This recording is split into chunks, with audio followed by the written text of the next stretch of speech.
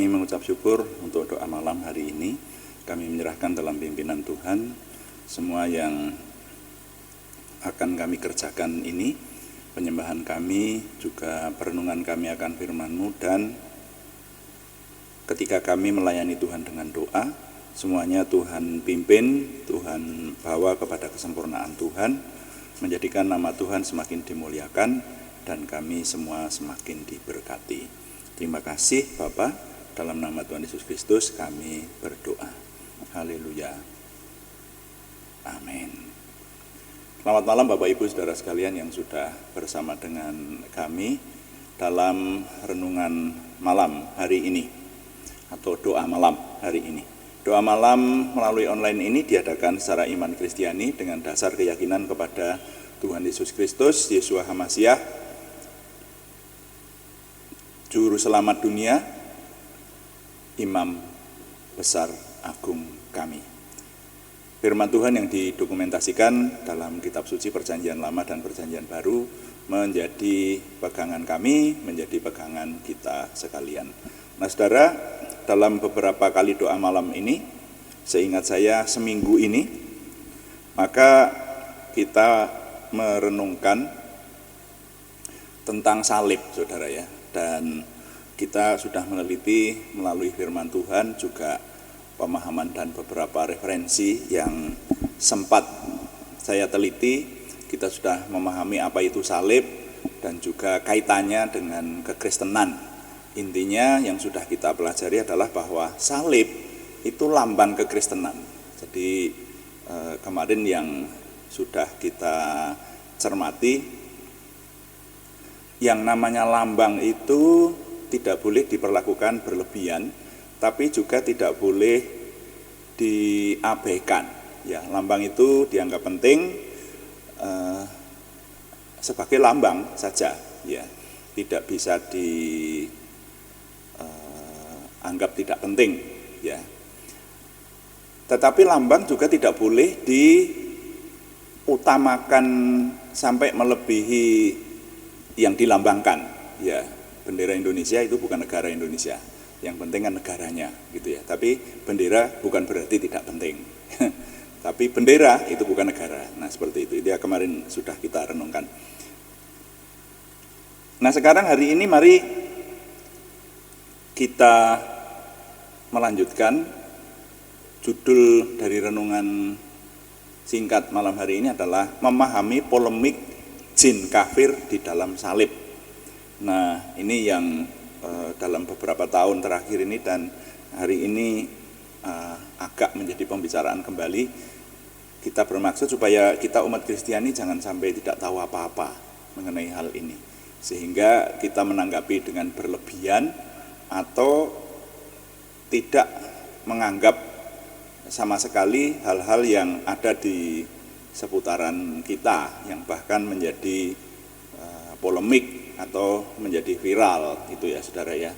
Ini mengenai jin kafir di dalam salib. Ya. Mari kita baca lebih dahulu Yohanes pasal 13 ayat 27 dan Lukas pasal 22 ayat 3. Yohanes pasal 13 ayat 27 firman Tuhan berkata, dan sesudah Yudas menerima roti itu, ia kerasukan iblis. Maka Yesus berkata kepadanya, apa yang hendak kau perbuat, perbuatlah dengan segera. Kemudian satu lagi, Lukas pasal 22 ayat 3.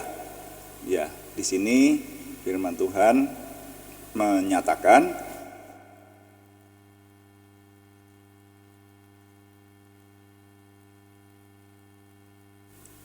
maka masuklah iblis ke dalam Yudas yang bernama Iskariot, seorang dari ke-12 murid itu. Dan masih ada lagi sebenarnya kalau ingin dibaca di Yohanes pasal 13 ayat 2, tapi dua bagian Alkitab ini dulu kita gunakan sebagai dasar dalam kita merenungkan apa yang ingin kita renungkan, yaitu mencermati polemik jin kafir di dalam salib. Nah mari kita merenungkan sedemikian halusnya iblis itu dalam peristiwa yang kita baca ini tadi. menyelusup bahkan di lingkungan paling dekat dengan Tuhan. Ya, iman Kristiani mempercayai bahwa Yesus Kristus itu adalah Tuhan yang mengambil rupa manusia. Ketika Tuhan mengambil rupa manusia, Ia berkarya dengan mengajarkan tentang kebenaran ilahi, kebenaran yang sudah tidak ada lagi kebenaran di atasnya, dan Tuhan memilih 12 orang. Nah, 12 orang ini disebut murid, kalau di kitab suci bahasa Jawa disebut sekabat gitu ya. Murid sekaligus sahabat dekat lah begitu, 12 orang. Ini orang-orang elit, ini orang-orang pilihan, Saudara. Ya, tidak main-main. Tuhan Yesus ketika memilih 12 orang ini dikisahkan sedemikian rinci, Tuhan benar-benar memilih, Saudara ya. Dan ada dari 12 murid itu salah satunya bernama Yudas Iskariot. Nah, inilah yang dikisahkan di sini tadi. Nah, saya memiliki gambaran, saya yakin bahwa Yudas Iskariot itu sama seperti yang lain, selama kurang lebih 3,5 tahun ikut Tuhan Yesus kemanapun Tuhan Yesus pergi. Jadi 12 orang ini ngikut terus kemana-mana seperti itu. Ya.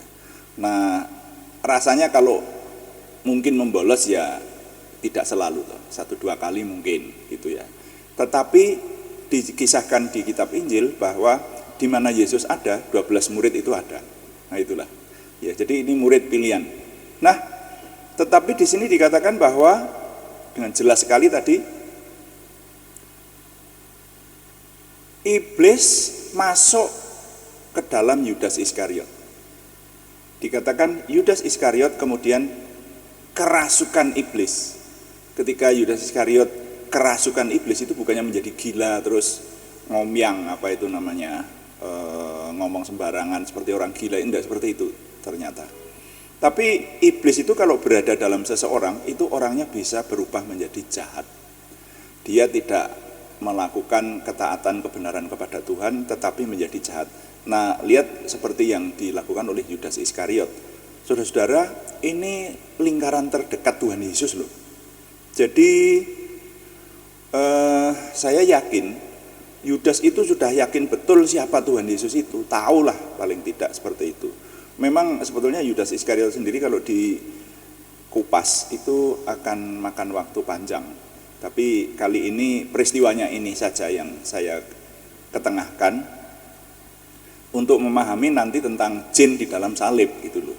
Nah, Yudas itu pasti melihat ketika Tuhan Yesus banyak membuat mukjizat, bahkan mukjizat yang paling tidak bisa diterima akal adalah menghidupkan orang mati.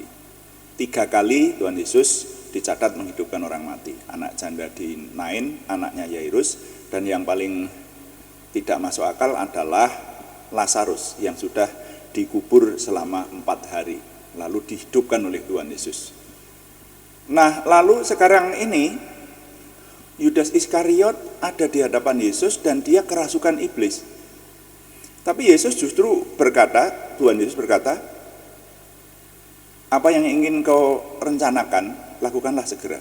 Itu. Nah, ternyata rencananya apa? Rencananya Yudas Iskariot menjual Tuhan Yesus waktu itu. Itu loh. Pertanyaannya, kenapa Tuhan Yesus tidak mengusir setan yang merasuki Yudas Iskariot? Tuhan Yesus itu berkali-kali dikatakan mengusir setan, mengeluarkan setan dari orang. Jadi seseorang yang dirasuk setan, setannya diusir sama Tuhan Yesus. Tuhan Yesus itu tukang mengusir setan. Tapi kenapa Yudas Iskariot, murid elit Tuhan Yesus, dibiarkan kerasukan setan?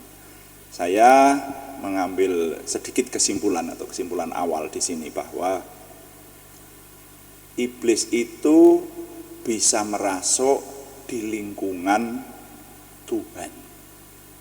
Ya, iblis bisa masuk di lingkungan yang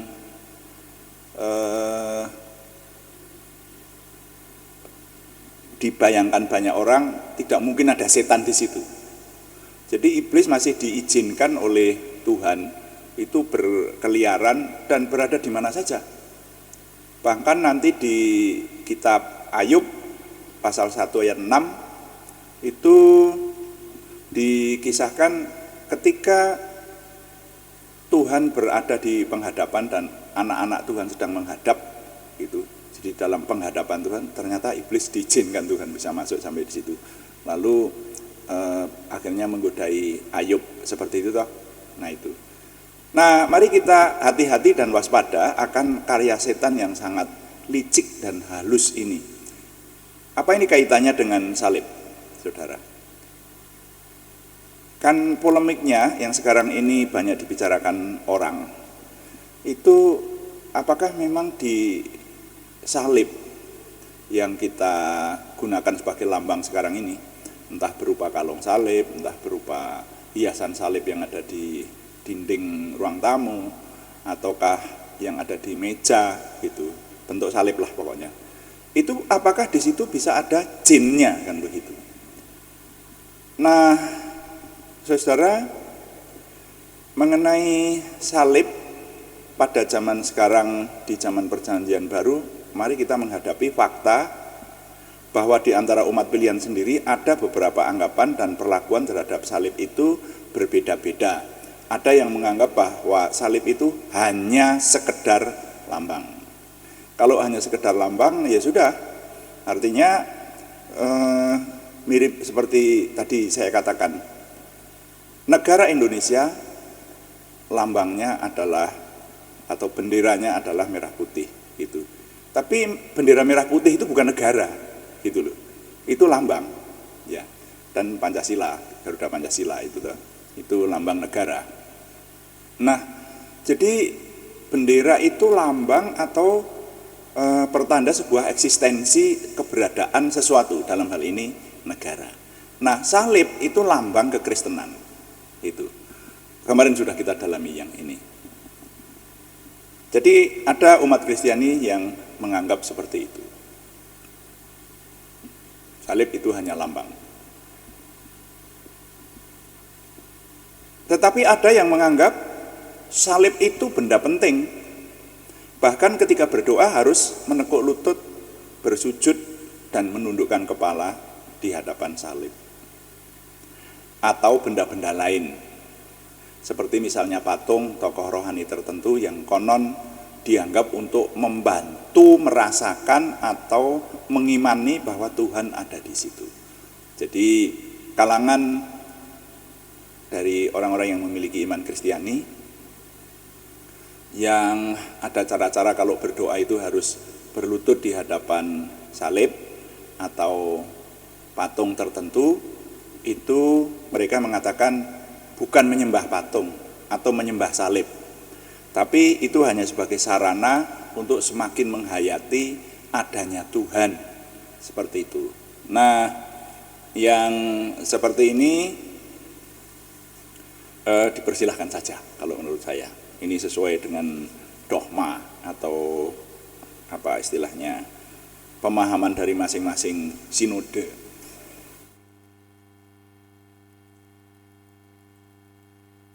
Pemahaman dari masing-masing aliran teologi, aliran kekristenan semacam itu, dipersilahkan saja. Nah, hanya bagi kita, paling tidak saya memiliki prinsip, dan prinsip itu mau saya impartasikan kepada saudara-saudara sekalian. Prinsipnya adalah kembali kepada firman Tuhan. Jadi segala sesuatu yang kita lakukan itu mari kita telaah, barometernya adalah firman Tuhan.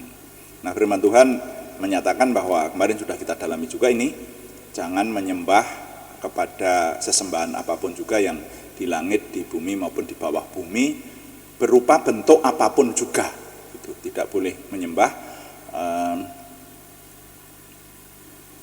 Dan kemarin dulu itu juga sudah kita pahami kaitannya dengan hukum yang utama. Hukum yang utama itu bunyinya adalah kasihilah Tuhan Allahmu dengan segenap hatimu, dengan segenap jiwamu, dan dengan segenap akal budimu, ya. Ya, jadi itu yang kita baca dari Matius pasal 22 ayat 37 sampai 40, ya juga dari Keluaran pasal 20 ayat 4 sampai 6 itu dilarang menyembah kepada bentuk atau benda apapun yang ada di langit di atas atau yang ada di bumi di bawah dan juga yang ada di bawah bumi. Nah, sehingga kalau dikaitkan dengan hukum yang utama, memang kita dalam menyembah Tuhan itu harus dengan kesungguh-sungguhan yang prima, kesungguh-sungguhan yang tidak bisa ditawar. Maka kemarin kita mendapati sebuah kesimpulan, kalau umat pilihan Tuhan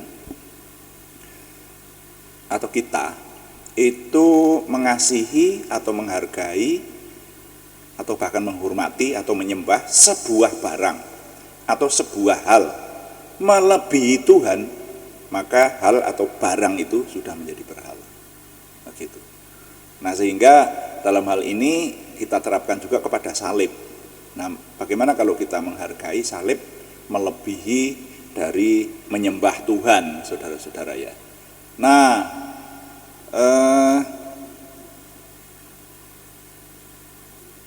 salib itu bukan Tuhan. Harap diperhatikan ya. Tuhan yang harus kita sembah, tapi salib bukan Tuhan. Dan Tuhan juga tidak berada di salib itu. Nah, itu loh. Nah,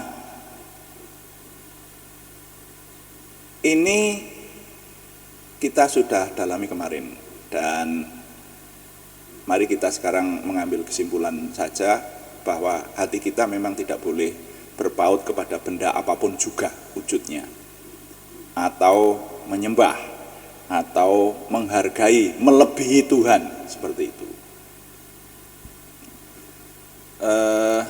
Kalau ada dikatakan, ya sekali lagi walaupun ini orang punya prinsip sendiri-sendiri ya, ketika berdoa harus bersujud, menekuk lutut dan menundukkan kepala, bersujud di hadapan salib misalnya seperti itu, atau di hadapan patung tertentu gitu. Lalu ketika didiskusikan mengatakan, wah ini bukan menyembah patung loh, tapi ini hanya untuk menolong konsentrasi atau untuk mengejawantahkan dan seterusnya lah penjelasannya apapun. Tapi prinsipnya yang berdoa itu menekuk lutut, berlutut dan menyembah kepada sebuah benda, dan benda itu bukan Tuhan, walaupun benda itu salib. Jadi yang sedang kita bicarakan ini sekarang adalah salib. Maka bagi saya, terlepas dari banyak orang yang menggunakan cara-cara semacam itu, kalau bagi saya ini kok mirip seperti seseorang yang sudah punya istri lalu ketemu dengan mantan pacar. Lalu orang itu berkata begini, sebetulnya cinta sejatiku itu hanya untukmu. Yang ada di dalam hatiku itu hanya kamu. Makanya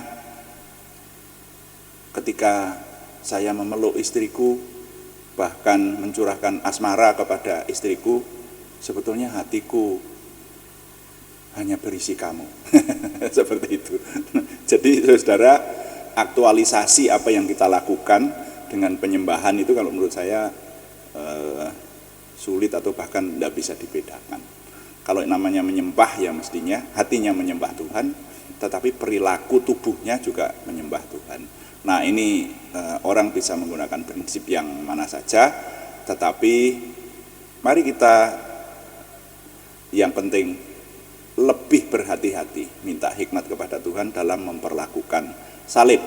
Nah sekarang yang kaitannya dengan tadi mencermati polemik jin di dalam salib.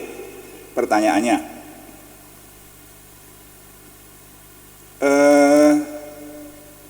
apakah mungkin di dalam benda-benda salib yang sekarang kita kenal itu di situ ada roh jahatnya? Karena roh jahat ini nanti juga disebut jin, juga disebut setan, ya hanya nanti ada penjelasannya masing-masing lah. Jin itu bagian dari setan, nanti ada setan itu masih dibagi-bagi lagi, ada yang namanya jin, ada jin jahat, jin baik. Nah, ini akan kita dalami besok, akan coba kita cermati. Tapi apakah benar bahwa di dalam salib itu ada roh jahatnya? Saya sekarang ingin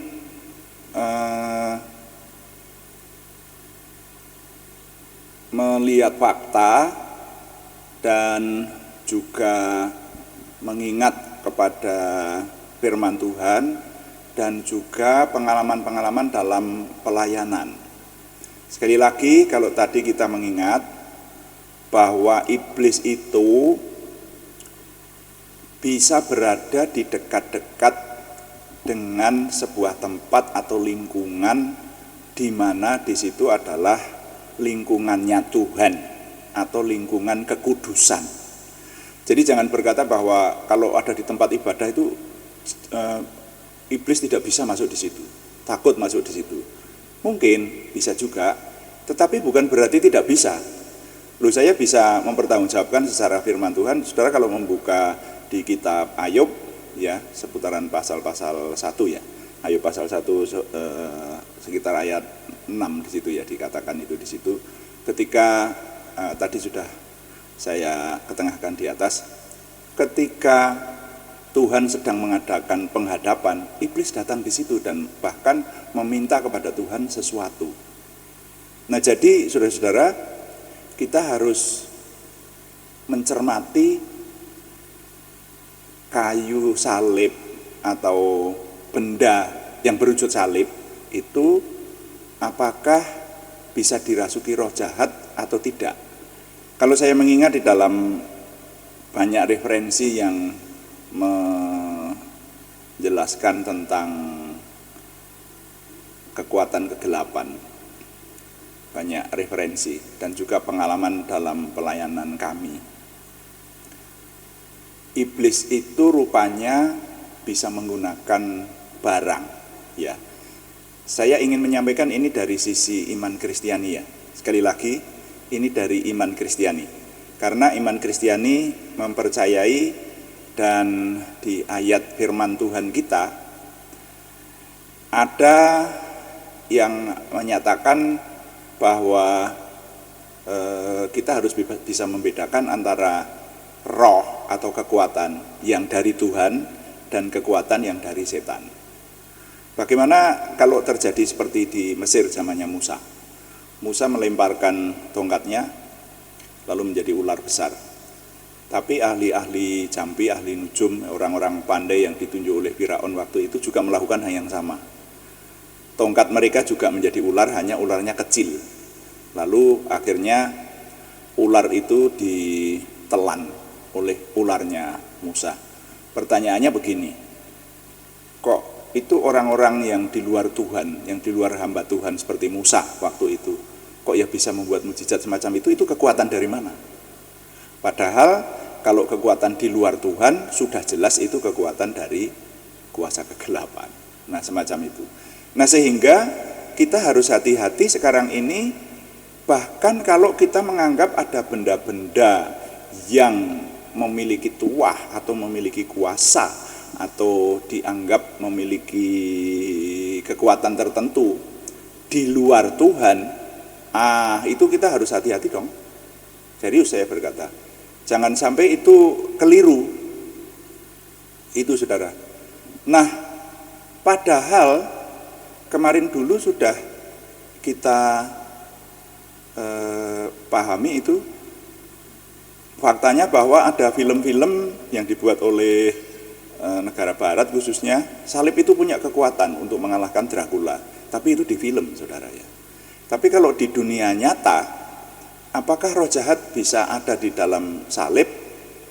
Kalau menurut saya, mengingat kembali bahwa zamannya Yudas Iskariot, iblis itu menyelinap lalu akhirnya merangkap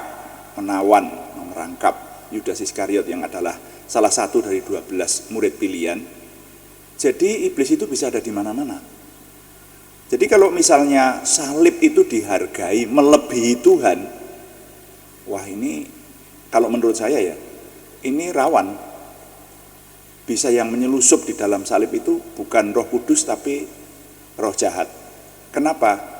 Karena tidak ada ayatnya yang mengatakan bahwa Roh Kudus memakai salib untuk menunjukkan kuasanya itu enggak malah.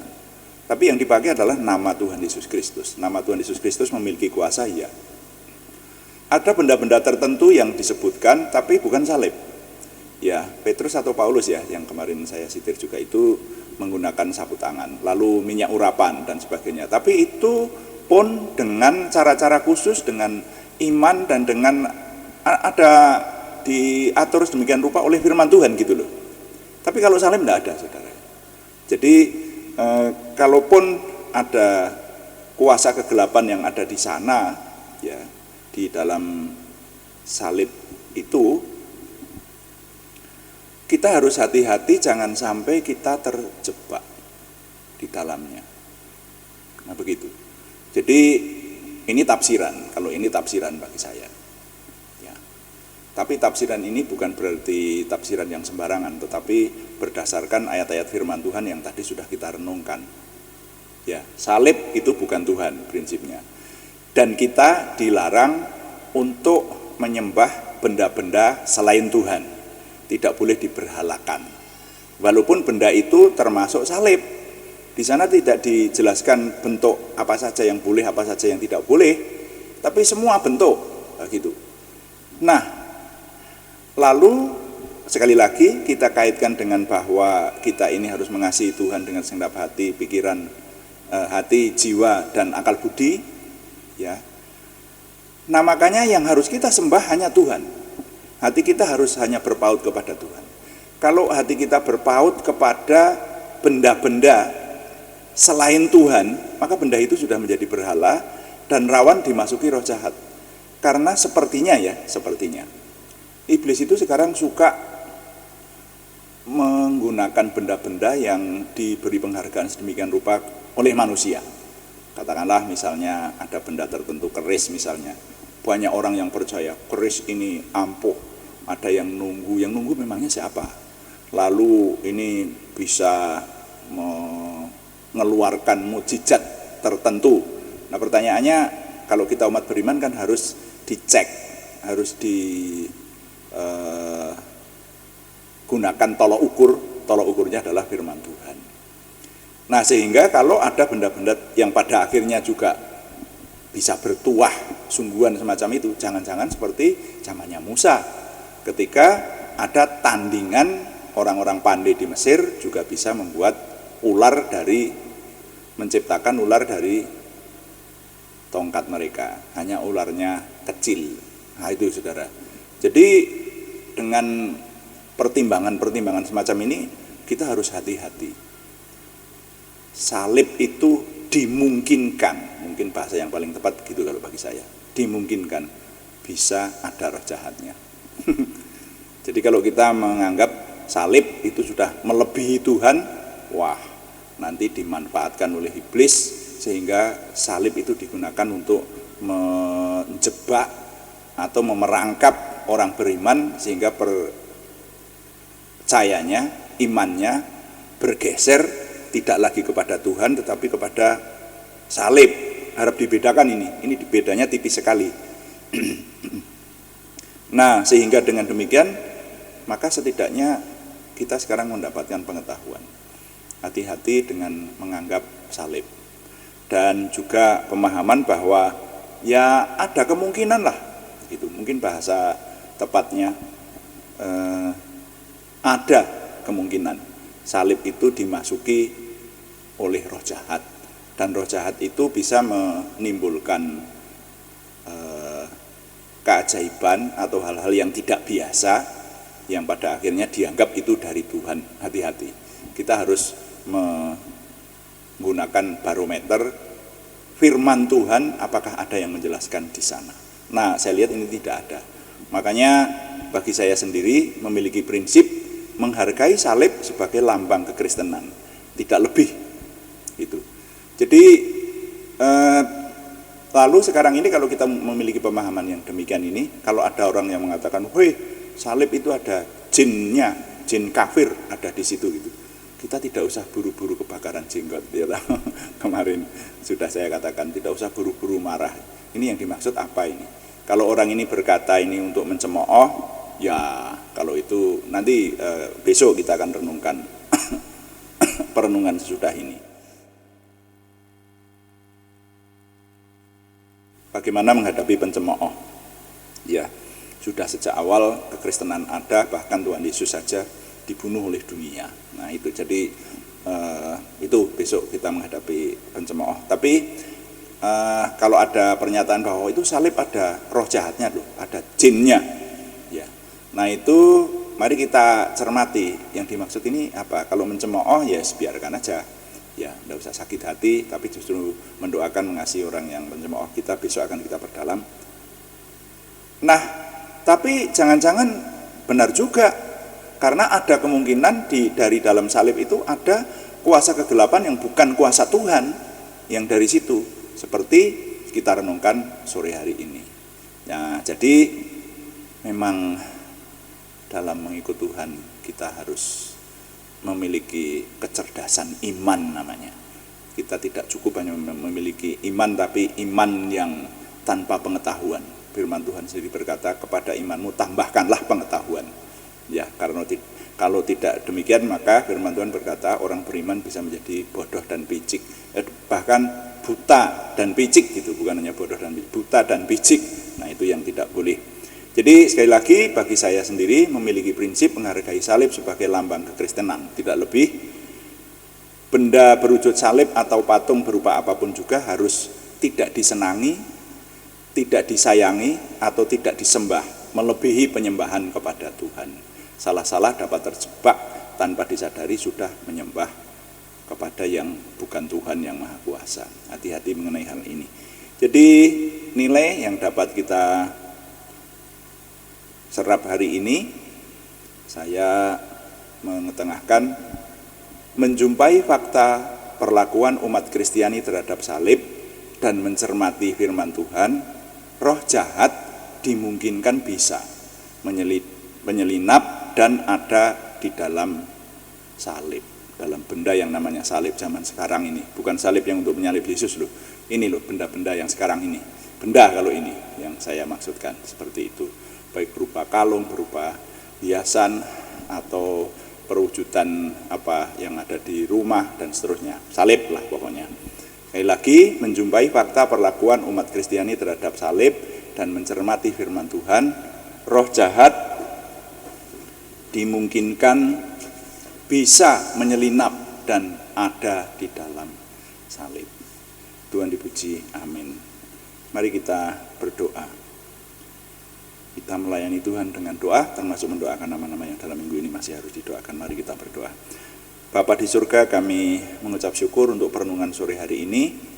Kami semakin menyadari bahwa ikut Tuhan harus dengan murni, dan kami mohon Roh Kudus menolong, dominan menolong dan memimpin kami, sehingga apa yang kami kerjakan dalam hidup kami tidak salah, tetapi kami tetap berjalan dalam jalan-jalan Tuhan. Terima kasih Bapa di surga, kami mengucap syukur untuk semua yang Tuhan anugerahkan ini. Dan biarlah kami Tuhan bawa terus mengingat firman Tuhan dan mengerti apa yang Tuhan kehendaki. Sehingga rahasia-rahasia ilahi Tuhan bukakan, kami menjadi orang-orang yang memiliki kecerdasan iman. Yang oleh anugerah Tuhan memiliki lebih lagi, semakin memiliki pengenalan akan Tuhan. Terima kasih Bapak, kami mengucap syukur. Kami berdoa untuk bangsa dan negara kami, mohon Tuhan memberikan tetap kedamaian, kerukunan, dan banyak orang diselamatkan dalam nama Tuhan Yesus Kristus. Terima kasih. Sekarang kami berdoa untuk nama-nama yang dalam minggu ini masih harus kami layani dengan doa. Kami bawa dalam doa di hadapan Tuhan, terutama mereka yang membutuhkan kesembuhan. Kami berseru dalam nama Tuhan Yesus Kristus, Yeshua HaMasyiah Tuhan kami. Tuhan memberikan kesempurnaan kesembuhan kepada saudara kami Ariati Wirawan, saudara kami Arni Setiawati, saudara kami Budi Suswanti, saudara kami Yohanes Sutarman, saudara kami Misket Nombek Sutekno Hatiwijaya, semuanya di Purwodadi, saudara kami anak Alekio Hanuibo di Salatiga, saudara kami Siti Rondiah, dan saudara kami Cahyani Bagiowati di Semarang. Bahkan juga untuk nama-nama yang belum kami sebutkan lagi, tapi bersama dengan kami mengharap kesembuhan dari Tuhan, Tuhan yang memberi sesuai dengan limpah rahmat Tuhan yang besar. Terima kasih Bapak, kami mengucap syukur. Sekarang kami menyerahkan juga Tuhan yang menjawab pergumulan selain kesembuhan, yaitu pergumulan dari saudara kami Sri Purwati dan saudara kami Yohana Asri Sabtorini. Tuhan memberikan jawaban doa, terobosan baru, keberhasilan, sehingga pertolongan Tuhan nyata buat kami. Kami mengucap syukur untuk semua yang Tuhan anugerahkan kepada kami. Kami menyerahkan semua yang kami kerjakan, baik dalam pekerjaan kami setiap hari, juga di dalam ibadah kami maupun pelayanan kami, baik onsite maupun online. Kami mohon Tuhan yang menolong sehingga semuanya dapat kami sempurnakan. Tuhan berikan hasil yang baik yang dapat kami persembahkan untuk kemuliaan nama Tuhan dan menjadi berkat buat kami semua. Terima kasih Bapa, kami mengucap syukur setiap hari. Dengan ini Tuhan memberikan kepada kami makin memiliki pengenalan akan Tuhan, semakin memiliki percaya diri bersama Tuhan, antusiasme, optimisme, semangat dan bergairah menyambut masa depan kami untuk menang bersama Tuhan. Kami mohon Tuhan yang menyempurnakan doa kami oleh pertolongan dan pimpinan Roh Kudus. Semuanya kami persembahkan dengan mantap percaya dalam nama Tuhan Yesus Kristus Juru Selamat kami. Haleluya. Amin. Demikian doa malam hari ini. Saudara sekalian, saya selalu mengingatkan bahwa doa malam dilaksanakan setiap hari.